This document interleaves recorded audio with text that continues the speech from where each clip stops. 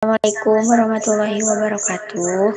Sebelumnya, terima kasih kepada Ibu Nita yang telah memberikan kami kesempatan untuk bisa mempresentasikan hasil diskusi kami tentang SPM linear.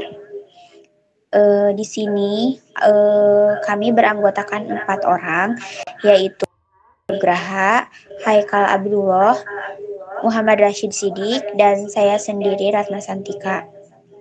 Baik, langsung saja. Di sini ada pengertian dari SPM linear dan cara kerja SPM linear, yaitu akan dibacakan oleh Haikal. Baik, terima kasih. Di sini ada SPM linear. Metode SPM linear ini dapat dipisahkan berdasarkan jenis data yang akan dipisahkan secara linear atau memisahkan sebuah dataset menjadi 2 kelas dengan 1 garis lurus.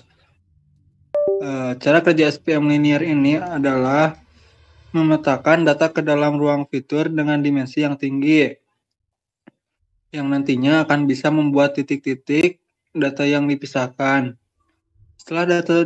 Setelah data pemisahan sudah ditemukan, maka data bisa ditransformasikan sehingga pemisah data dapat digambarkan sebagai hyperlink.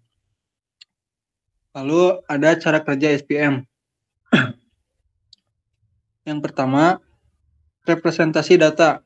Data diubah ke dalam ruang dimensi tinggi, di mana setiap fitur menjadi satu dimensi. SPM kemudian mencoba memisahkan data dengan hyperlink. Lalu yang selanjutnya ada menemukan hyperlink optimal. Algoritma SPM mencari hyperlink yang memberikan margin terbesar, yaitu jarak maksimum antara hyperlink dan titik data terdekat dari setiap kelas. Lalu yang selanjutnya ada penggunaan support vektor.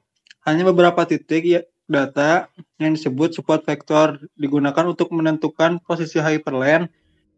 Titik-titik ini adalah yang paling dekat dengan hyperlink. Lalu yang selanjutnya ada kernel trick.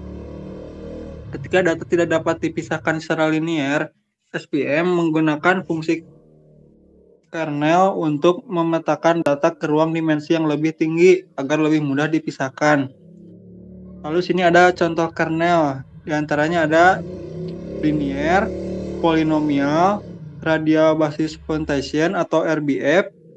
Lalu yang terakhir ada sigmoid. Lalu yang selanjutnya ada klasifikasi data baru. Setelah hyperlink optimal ditemukan, SPM mengklasifikasikan data baru berdasarkan posisinya yang relatif terhadap hyperlink tersebut.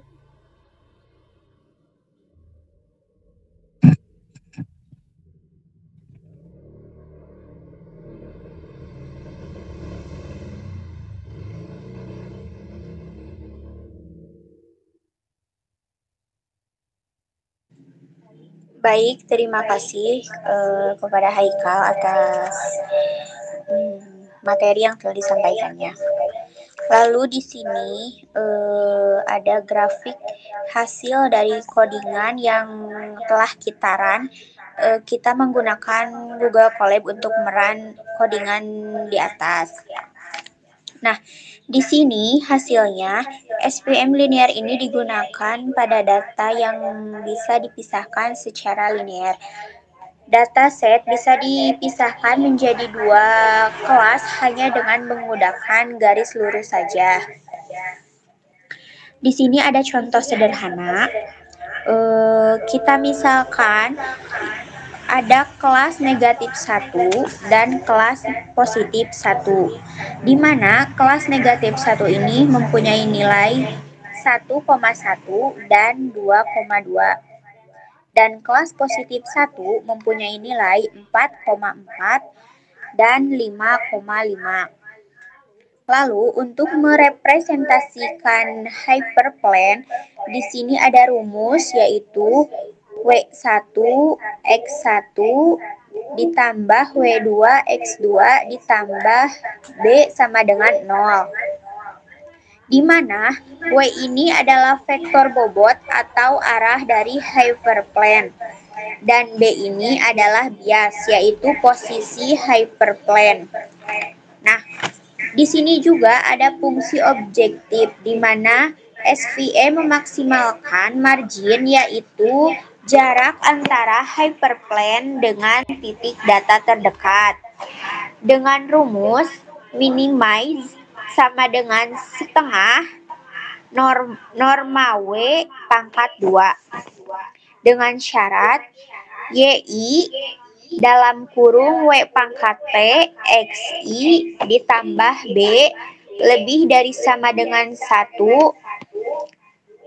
yaitu di mana YI adalah label dari kelas positif 1 atau negatif 1 dan XI adalah titik data dari kelas tersebut. Nah, bagaimana untuk memisahkan data?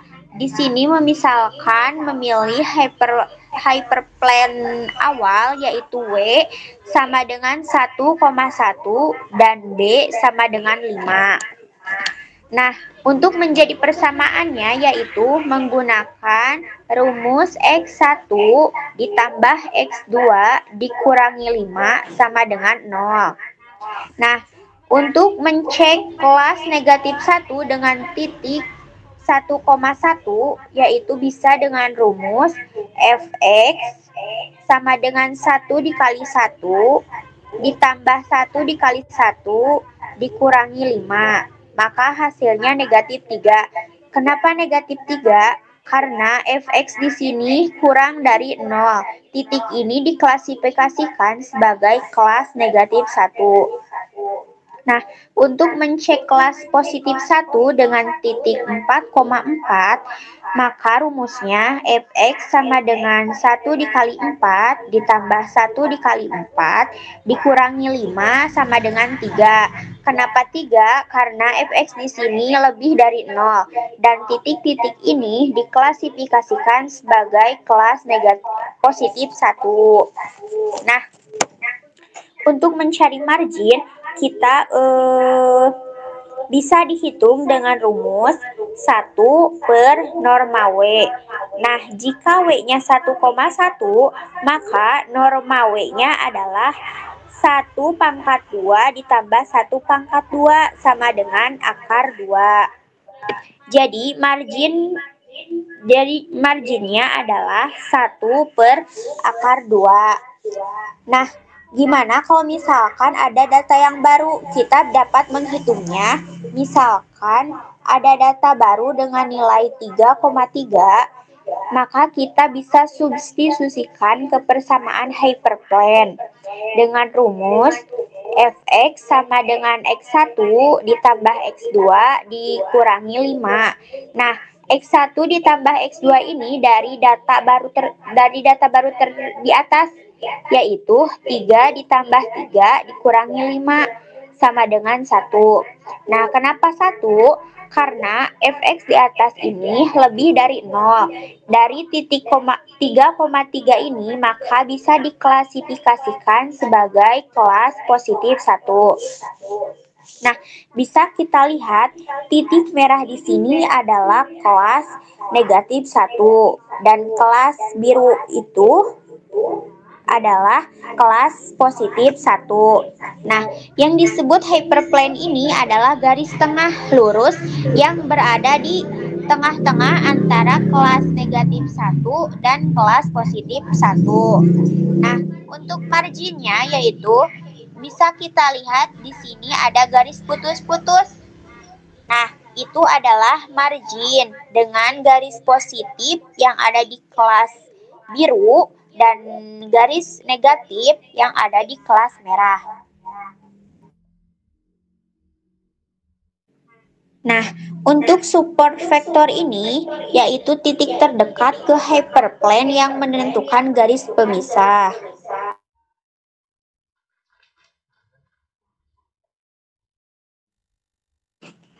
Nah, untuk menghitung bias, di sini ada rumus dengan YI dalam kurung W pangkat T XI ditambah B sama dengan 1 untuk support vektor.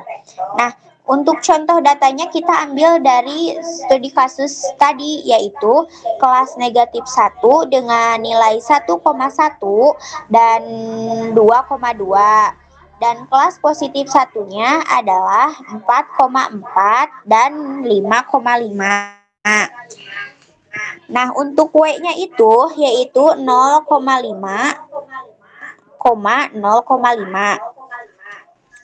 Kita misalkan support vektornya itu adalah nilainya 4,4 dengan label Y sama dengan positif 1, maka kita substitusikan antara W, X, dan Y ke persamaan, yaitu Y dalam kurung W pangkat T, X ditambah B sama dengan 1.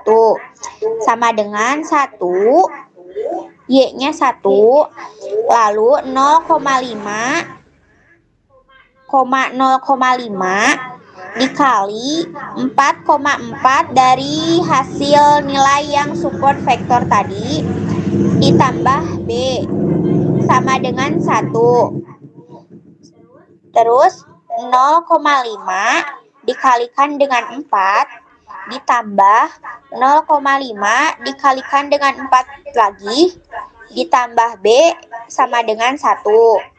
Nah, untuk 0,5 dikali 4 itu hasilnya 2, dan 0,4 dikali 0,5 dikali 4 yang satunya lagi juga hasilnya 2 ditambah B.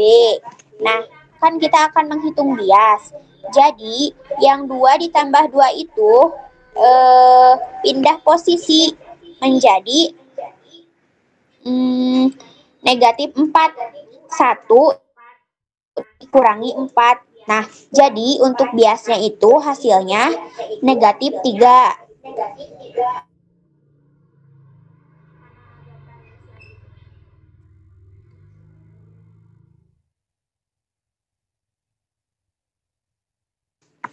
Nah, untuk gambar selanjutnya juga sama dengan gambar yang tadi, cuman di sini mungkin dari kelas yang merah itu mempunyai beberapa anggota dan yang kuning juga sama. Nah, untuk di kelas yang kuning itu yang ada di garis margin itu berarti ada 2 anggota misalkan. Nah, yang di merah itu yang ada di garis margin yaitu cuma 1 anggota. Nah, untuk perhitungannya mungkin sama kayak yang tadi. Yang membedakan hanya banyaknya anggota dari setiap kelas. Selanjutnya di sini saya akan menjelaskan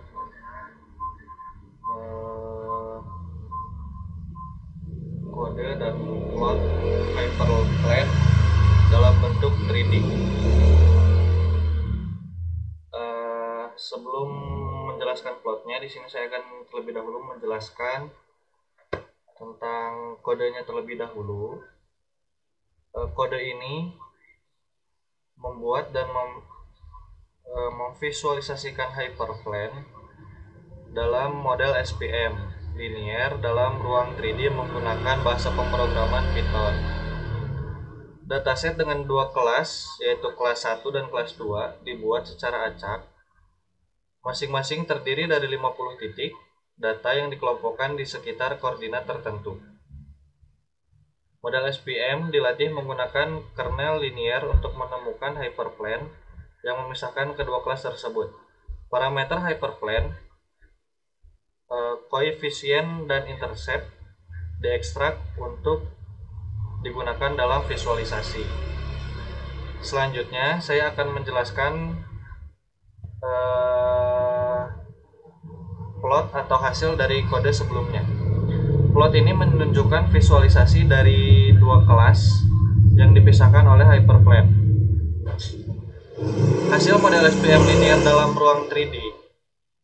Titik biru mempresentasikan kelas 1, sedangkan titik merah mempresentasikan kelas 2. Kedua kelas ini terdistribusi secara terpisah, dan hyperplane divisualisasikan sebagai permukaan hijau yang berfungsi sebagai batas keputusan atau decision boundary.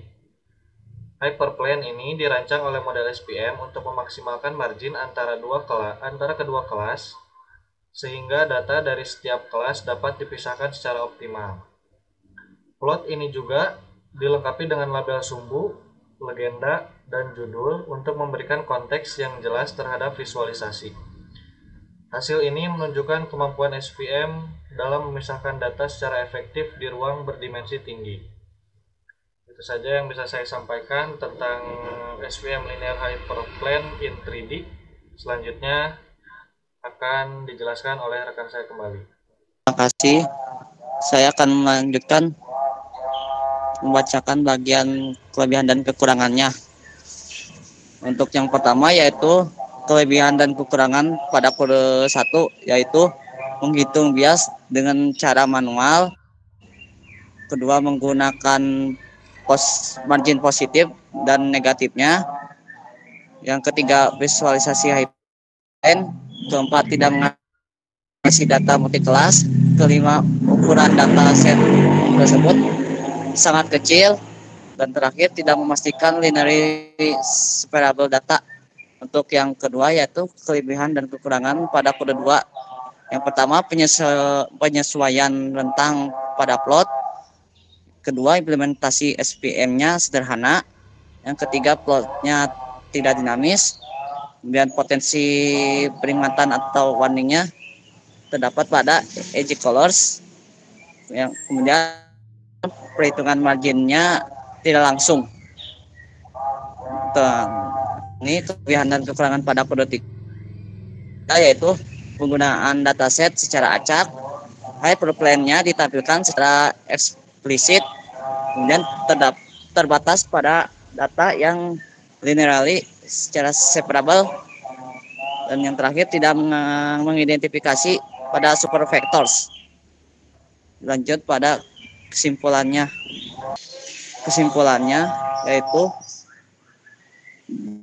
dari hasil grafik pertama dan kedua dapat kita simpulkan bahwa data dari kedua kelas tersebut dipisahkan secara baik karena tidak ada garis pemisah yang tumpang dengan data dari kedua kelas tersebut dengan margin maksimal. Ada pula grafik ketiga yang menunjukkan bagaimana super factor machine bekerja untuk memisahkan dua kelompok data itu, yang bagian kelompok kelas 1 yaitu kelompok biru dan kelas 2 kelompok merah. Terus bergabung dalam ruang 3 dimensi. Sedangkan bidang hijau adalah bagian tengah untuk batas pemisah atau garis terusan yang digunakan SPM untuk membedakan kedua kelompok. SPM ini memilih posisi bidang sedemikian rupa sehingga jaraknya pun pada data terdekat dari masing-masing kelompok menjadi sebesar mungkin, sehingga pada pemisahan kedua kelompok ini dapat lebih optimal. Terima kasih. Baik, terima kasih. Di sini ada referensi di mana materi yang kita ambil. Nah, mungkin dicukupkan sekian dari kelompok kami.